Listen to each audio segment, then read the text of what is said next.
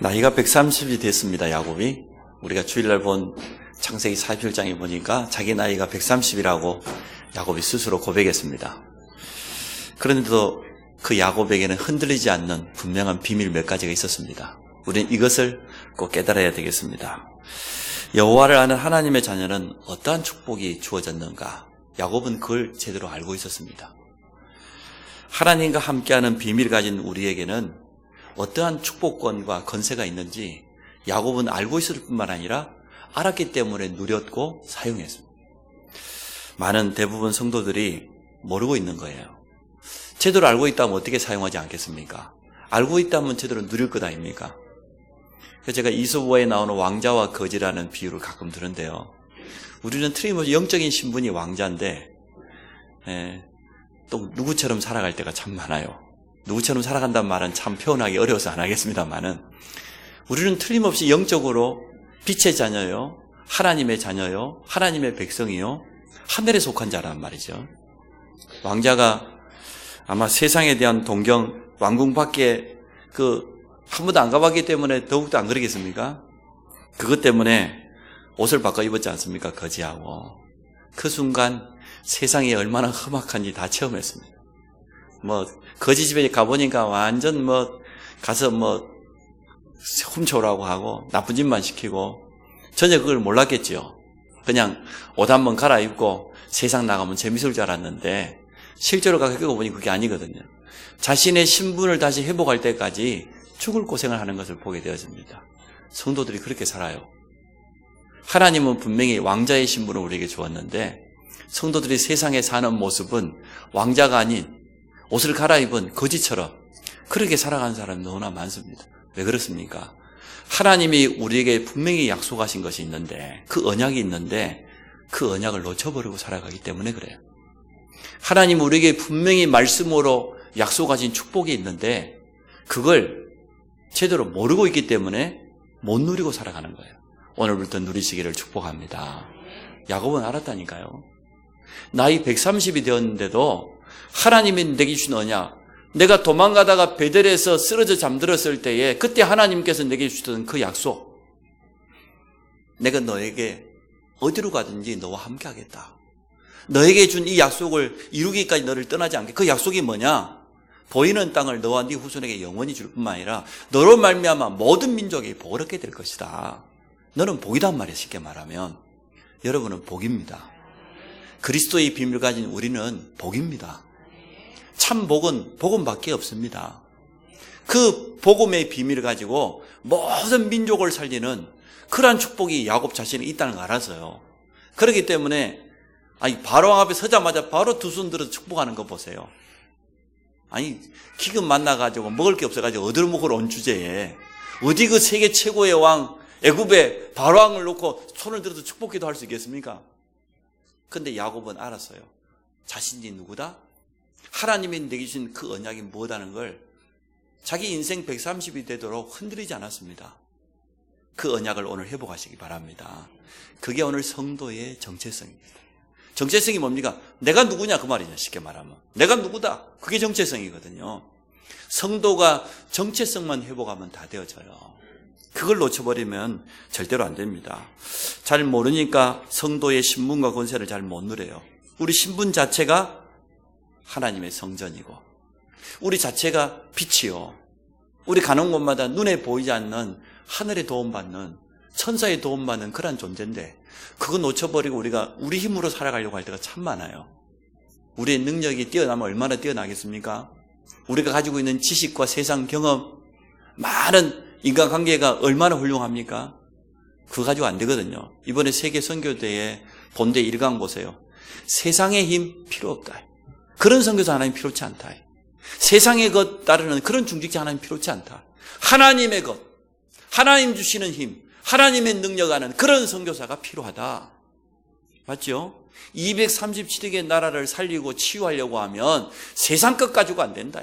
세상의 힘, 세상의 능력 가지고는 절대로 치유할 수 없다. 하나님이 주신 힘과 하나님 주신 능력으로 237억의 나라를 살릴 수 있다. 그게 1강이었잖아요.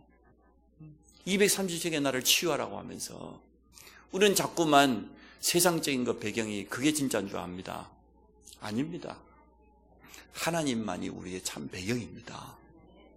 야곱이 그걸 알았다니까요. 그렇기 때문에 얻어먹으러 왔는데도 불구하고 바로왕 앞에서 당당했습니다. 축복했습니다.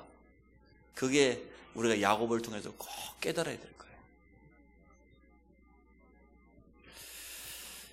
창세기 28장 14절에 땅의 모든 족속이 너와 네 자손으로 말미암아 복을 얻을 것이라는 그 언약을 야곱은 가슴속에 각인하고 있었어요. 늘 그걸 누리고 있었던 거예요. 그래서 기회 될 때마다 그걸 사용한 거예요. 그 현장이 바로왕 앞에 섰을 때 야곱의 모습이었습니다. 무엇을 하느냐보다 더 중요한 것이 내가 어떤 사람이냐, 정체성을 바로 아는 겁니다. 우리는 자꾸만 뭘 해야 된다고 생각해요. 막 크게 하나님의 일을 해야 된다고 우리 생각하는데 아닙니다. 하나님이 원하시는 것은 내가 누구냐를 바로 아는 거예요. 신앙생활에 흔들리는 가장 첫 번째 이유는 뭐냐 그러면 정체성을 잃어버린 겁니다.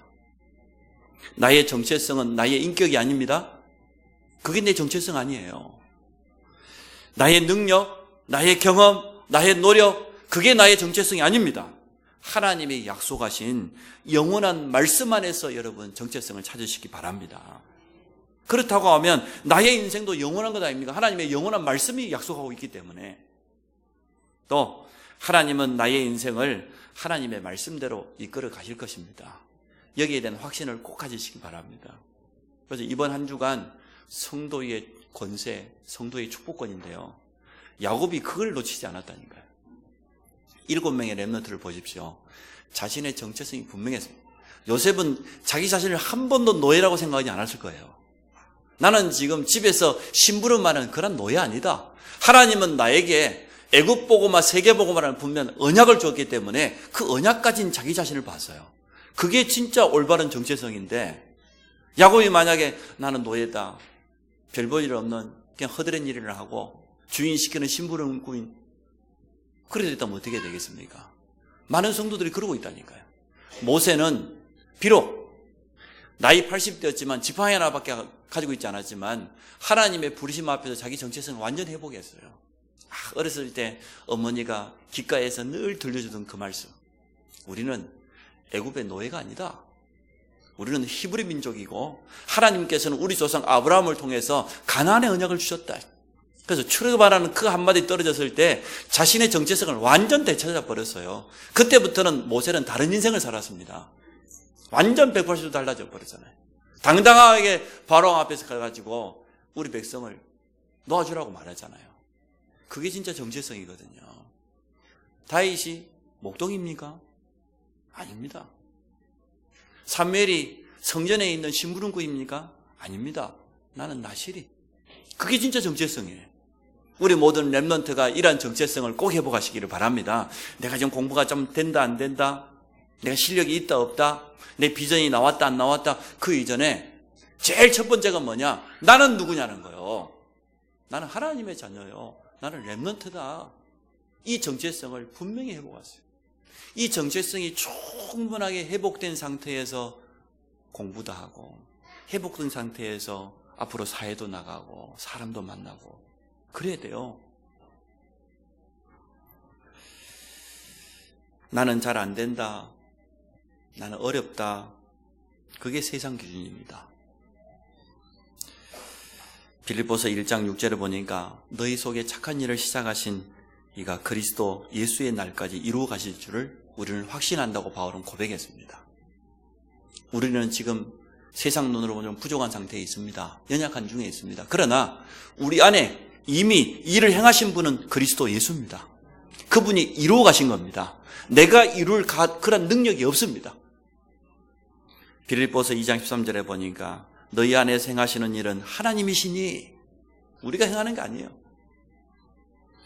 자기의 기쁘신 뜻을 위하여 너희에게 소원을 두고 행하게 하신다고 그랬어요. 우리를 향한 하나님의 분명한 소원이 있어요. 우리에게 주어지는 분명한 언약이 있어요. 분명한 천명이 있어요. 이걸 발견하는 거예요. 그래서 오늘 성도의 정체성, 이걸 절대 잃어버리면 안 돼요. 때로는 사람 때문에 갈등이 찾아왔다 할지라도, 현실에 큰 어려움이 위기가 찾아왔다 할지라도 7명의 렘넌트는 자신의 정체성을 한 번도 놓쳐버린 적이 없어요. 그래서 여기에는 우리 모든 성도들이 이 부분을 꼭 회복하시기 바랍니다. 나는 누구냐? 첫 번째, 정체성의 기준입니다. 뭐가 기준이냐? 내가 나를 보는 기준이 아니다니까요. 정체성의 기준은 뭐냐? 하나님이 나를 보시는 기준이, 그게 정체성의 올바른 기준이에요. 하나님 우리를 보고 뭐라고 했습니까? 내가 너를 보배롭고 존귀한 자로 택했다 그랬잖아요. 이사야 43장 보십시오. 이전 일을 기억하지 말라고 그랬어요.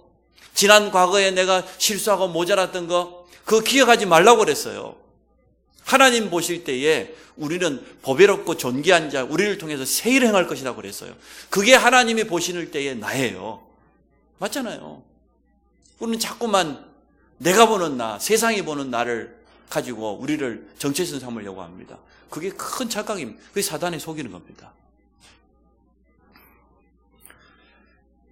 사도행전 13장 22절에 바울이 이렇게 고백했습니다. 다윗이 하나님의 마음이 합한 자였다, 이렇게 표현했어요. 하나님은 다윗의 수준과 전혀 상관없이 다윗을 하나님의 마음이 합한 자로 이미 부르신 줄 믿습니다. 다윗처럼 하나님이 나를 자녀로 부르셨다. 하나님 나를 일방적으로 구원하신 거잖아요. 마가복음 3장 13절에 주님 그러셨잖아요. 자기가 원하는 자들을 부르시니 나 혼자라 했죠. 누가 원하셨습니까? 주님이 원하셨어. 그게 우리 정체성이에요. 사도행전 13장 48절에 영생을 주로 작정된 자 안에 있었기 때문에 우리가 이 자리에 있는 거잖아요. 그게 우리의 정체성의 시작인데, 구원이 정체성의 시작이요, 하나님의 자녀라는 신분이 정체성의 참 시작인데, 그 시작을 자꾸만 다른 데서 찾으려고 하지 말아요. 오늘 그 기준을 꼭 바꾸시기를 축복합니다. 또 부르셨을 뿐만 아니라 하나님 우리에게 사명을 주었어요. 바울에게는 이방인과 임금들과 이스라엘 자손에게 나의 이름을 전하기에 택한 그릇이라고 말했던 것처럼, 부르신 하나님은 우리에게 우리 일생에 응답받을 수밖에 없는 분명한 사명까지도 이미 준비해 놨어요. 그것을 찾아가면 될 줄로 믿습니다. 우리가 만들어내는 것이 아니고 억지로 막 찾아내는 것이 아니고 하나님이 이미 준비해 놨다는, 우리 렘넌트들이 이제는 이거 바라보는 눈이 열려야 돼요. 여러분이 물론 하나님 주신 나의 것을 찾으려고도 해야 되겠습니다만은, 정확히 말하면 하나님은 이미 준비해 놨기 때문에 뭐부터 해야 되냐? 나의 정체성을 바로 알고 영적인 서밋으로 올라가야 돼요. 영적 서밋으로 올라가게 되면 하나님 주신 나의 것이 보이게 돼 있어요. 영적 서밋을 어떻게 올라가야 되냐? 간단해요. 하루에 한 2-3번만 정말 주신 말씀 붙잡고 깊이 묵상하면서 힘을 얻는 그 시간을 회복하면 되어져요. 그건 어렵지 않거든요. 렘넌트들이 방학 기간이니까 아마 하기 제일 좋을 것 같아요. 또 집에서 부모님들이 조금만 좀 체크해주고 도와주면 참 좋을 것 같아요. 하루에 한 2번, 3번 정도만 5분, 10분 정도 주일 말씀을 깊이 묵상하고 아니면 정독하고 소리내 읽어버리면 돼요. 소리내 읽어버리면 우리 뇌에 각인이 되니까, 그렇게 하면서 하나님 주시는 정말 힘이 나에게 체험될 만큼, 또 이 말씀 속에서 나에게 정말 답이 될 만큼 이러한 정식기도 속으로 들어가게 되어지면 영적 서밋이라는 이 축복을 실제로 체험하게 되어집니다. 영적 서밋의 자리에 가야 기능 서밋, 나의 것이 나오는 거죠. 그렇죠? 그러면 이제는 우리가 앞으로 그 기능 서밋을 가 나의 현장에 나아가게 될 때 문화 서밋으로 현장을 바꾸는 증인으로 서게 되어질 겁니다. 그래서 하나님 앞에서 질문해 보시기 바랍니다. 하나님은 나를 어떻게 보고 계십니까? 질문해 보세요. 그래서 베드로전서 2장 9절이요. 우리는 택한 족속이에요. 불신자는 버림받은 족속이에요. 그걸 다가 육이라고 하죠. 우리는 선택을 받았고, 저 밖에 있는 사람들은 육이 버림을 당했어요. 왕 같은 제사장이에요. 우리에게는 선자적인 권세가 있어요. 거룩한 나라예요. 그 누구도 건드릴 수 없어요. 그게 정말 우리의 참 정체성입니다. 왜요? 어두움 가운데 빠져있는 세상 살리라고. 지금도 재앙 가운데 묶여있는 저 불신자들을 살리려고 우리를 빛의 자녀로 하나님 부르신 것입니다. 그래서 오늘 정체성의 첫 번째 기준, 내가 보는 나, 세상 사람들이 바라보는 나, 그거 나의 정체성 아니다. 하나님이 보시는 나, 하나님의 말씀에는 나를 뭐라고 말하냐? 너는 택한 족속이라고 말하고 있어요. 부족하든 연약하든 왕같은 제사장이고 빛의 자녀라고 분명히 말하고 있어요. 그래서 일어나서 빛을 발해라. 만민이 지금 캄캄한 가운데, 어두움 가운데 있기 때문에 여호와의 영광이 이미 우리 안에 와 있기 때문에 일어나서 빛을 발해라. 너희는 세상의 빛이다. 성경은 그렇게 분명히 말하고 있습니다. 말씀 속에서 여러분의 정체성을 날마다 확인하시기를 바랍니다. 그게 참 힘이에요. 그게 참 답이에요. 아니면요, 사람 말 들으면 흔들려요. 마음 빼앗겨요. 우리가 이제는 하나님의 말씀을 따라가다 보니까 어느 정도 이렇게 영적인 서밋의 자리에 올라서게 되면 주위에 누가 무슨 말을 해도, 또 환경에 어떤 어려움이 와도, 우리 인생의 문제라고 위기가 찾아와도 흔들리지 않습니다. 왜요? 하나님이 나를 그렇게 보지 않으신대. 하나님은 문제를 그냥 허락하신 적이 없고 그 문제 속에 언제나 답을 먼저 주셨어요. 문제 오면 더 감사하지요. 답을 확실히 찾을 수 있는 기회니까. 맞습니까? 위기 오면 더 감사하지요. 위기를 통해서 하나님은 가장 좋은 것을 언제나 예배해 놓았으니까 그러한 우리 자신의 정체성을 늘 확인하시기 바랍니다. 말씀을 통해서, 하나님이 내게 주신 언약을 통해서 늘 확인하는 그러한 축복을 누리시기 바랍니다. 오늘 불렀던 찬양을 제가 참 좋아합니다. 내 주여 뜻대로 행하시옵소서. 또 좋아하는 거 비슷한 찬양, 주님의 뜻을 이루소서. 제가 굉장히 좋아하는 찬송이거든요. 일단요, 내 주여 뜻대로 행하죠. 내 책임이 없어. 근데 그 찬송 부를 때 참 기뻐요. 나는 아무 책임이 없어. 주님 뜻대로. 내가 만약에 이 부족한 인격을 가지고 하는 거라면 내가 책임져야 될 것 같으면 이게 말이 됩니까? 얼마나 실수투성인데. 그렇잖아요. 근데 주님은 나의 실수까지도 선으로 갚으실 줄, 그런 능력이 있어요, 주님은. 그래서 여러분 사역하시다가 속지 마세요. 우리가 좀 실수하고 부족한 거 아닙니다. 성령께서는 다 알아서 갚으십니다. 우리가 연약한 줄 아시고 더 좋은 것으로 역사하십니다. 성령은 똑같이 구원받은 자에게 통하기 때문에, 나는 요한복음 1장을 말했는데 성령께서는 고린도 3장을 말할 수도 있고 얼마나 잘 쓰기 때문에 담대하게 여러분 서시기를 바랍니다. 그래서 이 찬양 부를 때마다 맞다, 자꾸만 나는 내 뜻을 이루려고 하는데 아니다, 주님의 뜻을 이루도록. 그게 하나님의 사람이지요. 그래서 여러분 앞에 있는 모든 것을 생각할 때 언제나요, 하나님의 계획이 뭘까? 하나님의 뜻이 뭘까? 이렇게 질문해야 돼요. 이 문제가 왜 왔을까 아니고 하나님이 왜 이런 문제를 허락하셔서, 그러면 기도가 되어져요. 근데 문제가 왜 왔지 이러면 기도가 아니죠. 불신앙이 되는데, 저 사람이 왜 이러지? 그럼 불신앙이 되는데, 하나님 저 사람이 왜 이럽니까? 그러면 기도가 되잖아요. 하나님 역사할 것 아닙니까? 그래서 여러분 기도 속에 모든 일과 사람을 담으시기를 축복합니다. 그래서 하나님이 보시는 정체성의 기준, 하나님이 보시는 나, 말씀이 내게 뭐라고 하고 있는지 그 부분을 기준 삼으시기를 바랍니다. 두 번째, 성도의 정체성을 정말로 제대로 알려고 하면 근본 문제를 바라야 되죠. 창세기 3장. 영적으로 완전 전적인 부패라고 그랬어요. 칼빈이라는 신학자가 참 표현을 잘했어요. 전적인 타락이다, 전적인 부패다. 창세기 3장에 우리 인간이 하나님 떠나버린 것은 소망이 전혀 없는 완전 멸망이다 그 말이에요. 그러한 가운데 있던 우리에게 하나님의 은혜가 임한 겁니다. 그 속에서 우리 정체성을 찾아야 되죠. 에베소서 2장 1절에 보니까 허물과 죄로 죽었다고 그랬어요. 영적인 의미지요. 우리 영이 죽어버렸어요. 영이 죽어버리면 어떻게 됩니까? 우리 영의 주인이 하나님인데 영이 죽어버리면 하나님을 알 수가 없어요. 불신자들이 왜 우상 앞에 가 절합니까? 불신자들이 왜 종교 앞에 자기 인생을 의지합니까? 미신을 의지합니까? 영이 죽어있기 때문에 그래요. 영이 죽어있기 때문에 영적인 분별력이 없어요. 하나님을 알 수가 없어요. 하나님 대신 자연 앞에, 우상 앞에, 짐승머리 앞에 자기 인생을 의지하고 점치고 굿하고 그 의지하고 살아가잖아요. 영이 죽어있다는 증거잖아요. 그래서 하나님의 은혜가 아니고는 도무지 우리는 구원받을 수가 없습니다. 사단에게 완전히 붙잡혀 지옥 배경 속에 있었잖아요. 그게 우리 근본 문제 속에 있던 우리의 진짜 과거의 모습이었습니다. 그러한 우리에게 하나님이 은혜를 베푸신 겁니다. 일방적으로 구원의 길을 열어주신 겁니다. 로마서 5장 8절 말씀이 맞아요. 우리가 아직 죄인 되었을 때, 우리가 아직 창세기 3장 가운데 있을 때, 우리가 아직 영적으로 죽어 있을 때, 우리가 아직 사단에게 붙잡혀 있을 때, 그때 말이에요. 죄인 되었을 때 그리스도께서 십자가에 죽으심으로 하나님이 우리에 대한 자기의 사랑을 확증하셨느니라. 하나님의 사랑이 이렇게 나타난 바 되었어요. 어떻게?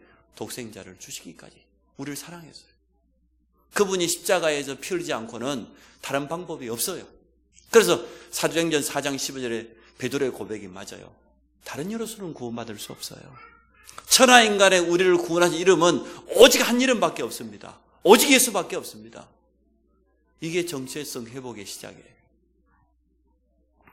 복음을 회복했다, 그리스도를 제대로 깨달았다, 이게 최고 축복 아닙니까? 하나님 만나는 길 대신 참 선지자 되신 그분이 우리 안에 계셔서 우리로 선지자의 사명을 온전히 감당케 하실 줄 믿습니다. 너희 속에 있는 이 소망을 묻는 자가 있거든 언제든지 대답할 준비를 하고 있으라고 그러죠. 이번 한 주간 동안 여러분이 성도의 권세를 사용하시기 바랍니다. 틀림없이 여러분 앞에 나를 통해서 복음 들어야 될 대상자가 나타날 거예요. 우리에게 있는 이 축복권을 사용하시기 바랍니다.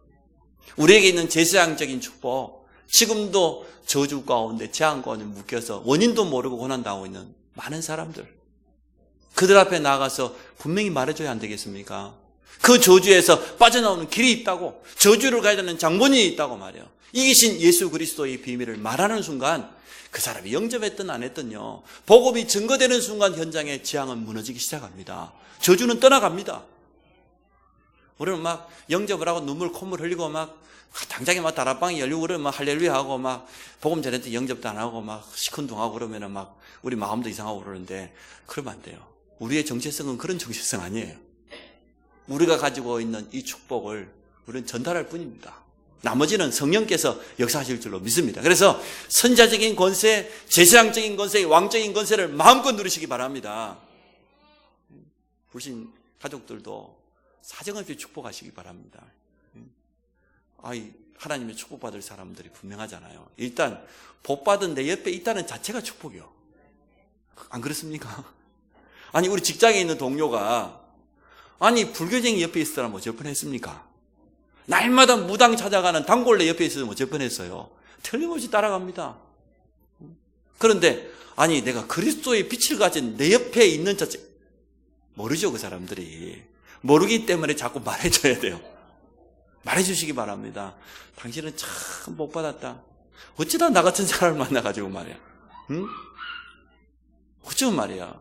이 세상에 많은 여자 중에 나 같은 여자를 만나가지고 살고 있는 자체가 복인데 잘 모르죠. 알게 되는 시간표가 틀림없이 오게 되어질 겁니다. 우리에게 있는 이 권세와 축복권을 사용하시기 바랍니다. 우리 현장에 바로왕과 같이 세상에서 완전 서밋이요 성공한 사람이지만 영적으로 보면 그렇지 않거든요. 사실은 불안해요. 영적으로 보면 답이 없어요. 그 사람 앞에 가서 우리 안에 있는 그리스도의 생명의 빛을 마음껏 비추시기 바랍니다. 그리스도를 영접했다? 하나님의 자녀가 되었다? 어떤 축복입니까? 골로새서 1장 13절에 보니까 우리를 흑암의 권세에서 건져내서 그의 사랑의 아들의 나라로 옮겼다 그랬거든요. 영접하는 순간 우리의 신분이 바뀌었고 우리의 소속이 바뀌어버렸어요. 흑암의 나라에 있던 우리를 그의 사랑의 아들의 나라로 옮겨버렸다고 그랬어요. 그게 구원입니다. 영접에 가져오는 그런 축복입니다. 내가 예수를 그리스도로 고백할 수 있는 자체가 하나님의 은혜입니다. 하나님의 최고 선물입니다.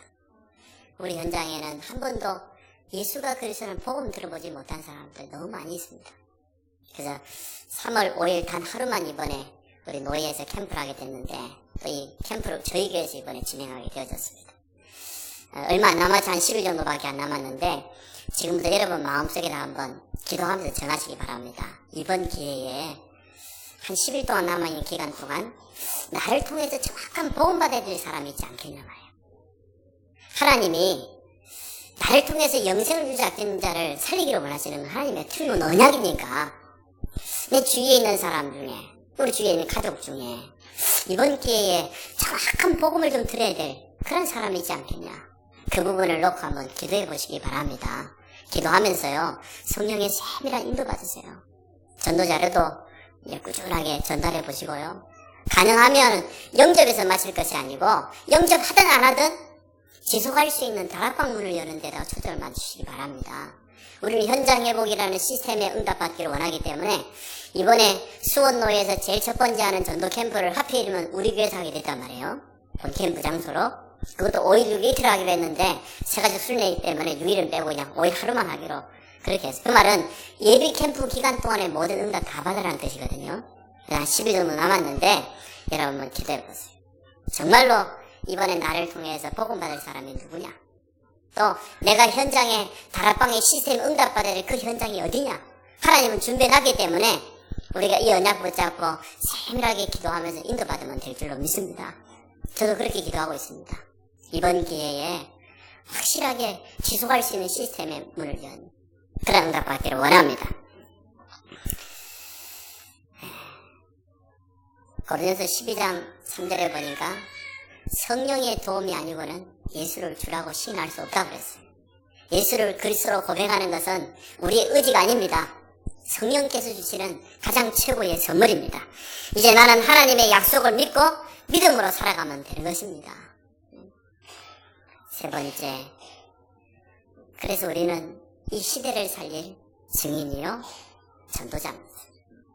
성도에게 주어져 있는 권세와 축복이 뭐냐?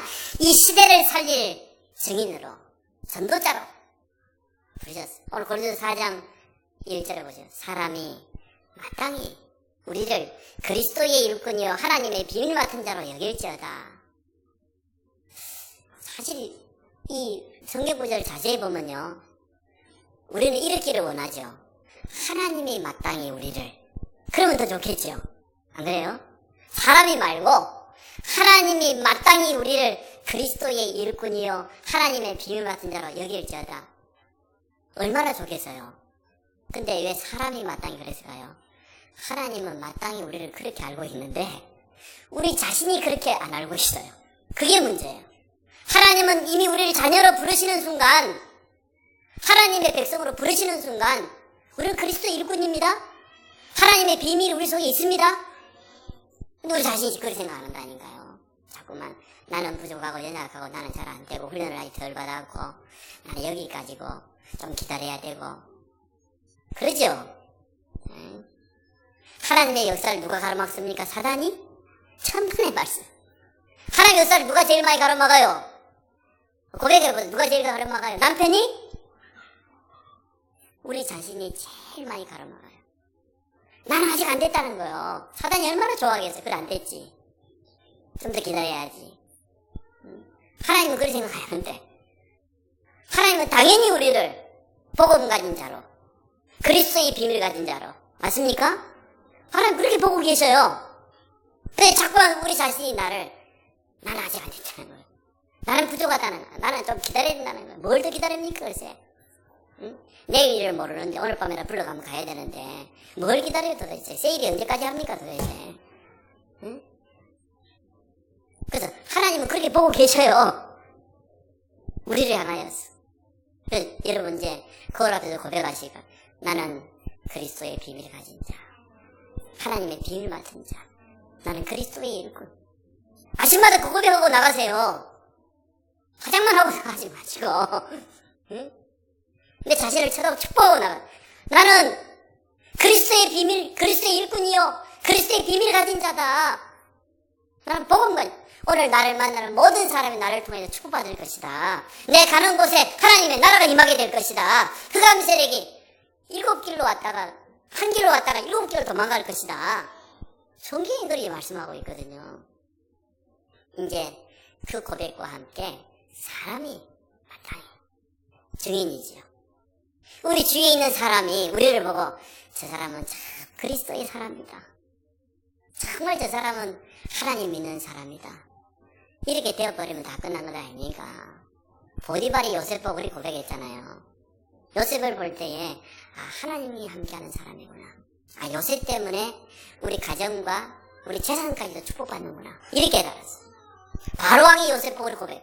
이처럼 하나님의 신에 감동된 사람을 어디서 찾을 수 있고 사람이 마땅히 우리를 그리스도의 일꾼이요 하나님의 비밀 맡은 자로 여길지어다.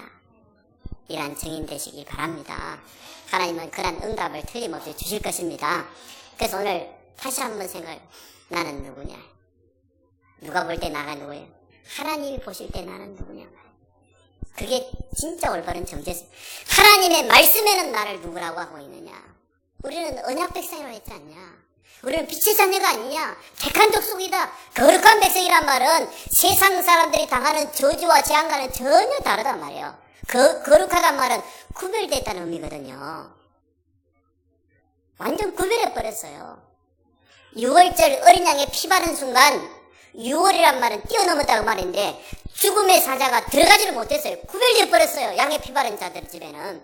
피 바르지 않는 애국 사람의 모든 집에 첫아들 짐승의 첫 새끼까지 다 쳐주겠지만 양의 피 바른 자 집에는 구별되기 때문에 저주가 못 들어갔어요. 그리스도의 피를 바른 순간 우리를 구별돼 버렸어요. 세상 사람들이 망하는 쓰는 그런 단어 쓰지 마세요. 죽겠다, 망했다, 일도 아니다, 이도 아니다 그런 말 쓰지 마세요. 랩런트를 어디서 이상한 말을 들어와가지고 전혀 보고 많이 말을 입에 달고 살고 막 그러더라고요.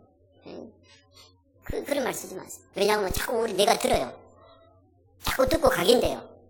그럼 또 나오고 그러기 때문에 많은 성도들이 나는 어렵다, 나는 안 된다, 나는 힘들다 그래 말합니다. 우리 인생이 그렇게 돼요. 아닙니다. 나는 하나님의 자녀 아니야.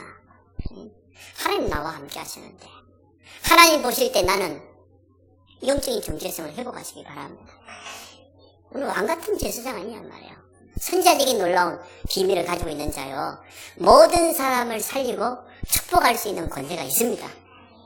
그래서 이제는 이 축복을 늘 누리시면서 영적인 서밋에 올라가시고 또 아침마다 어차피 화장대 앞에 서는 거 이제는 막 화장품만 바르지 말고 언약을 막 실컷 발라가고 가시기 바랍니다. 하나님의 말씀을 깊이 묵상하고 그래 나는 하나님 자녀야.